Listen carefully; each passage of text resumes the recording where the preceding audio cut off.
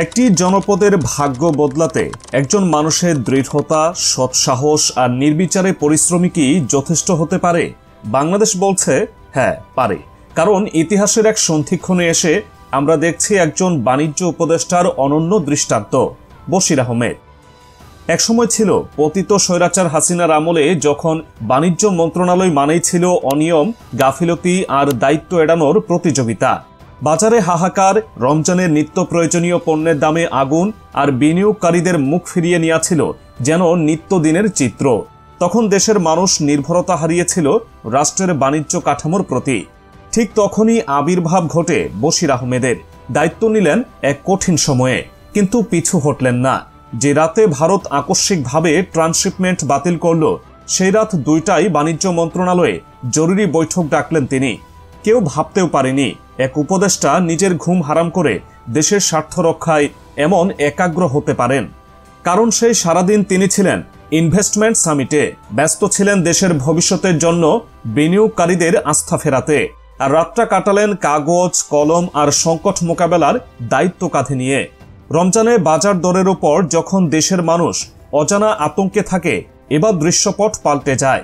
বাজারের ন্যায্য মূল্য, মজুতদারদের বিরুদ্ধে কঠোর অভিযান আর নীতিগত শত অবস্থানের কারণে মানুষের মনে ফিরে এসেছে ভরসা। অনেকে বলছেন গত 16 বছরে এমন নিয়ন্ত্রণ আর দায়িত্বশীলতা দেখেনি বাংলাদেশ। পতিত স্বৈরাচার হাসিনার শাসনামলে বাণিজ্য খাত ছিল সবচেয়ে অব্যবস্থাপূর্ণ। বাজার ছিল অসহায় জনগণের জন্য এক বিভীষিকা। রমজান এলে নিত্য প্রয়োজনীয় পণ্যের দাম এমনভাবে বেড়ে যেত যেন দেশের উপর কোনো দুর্যোগ নেমে এসেছে।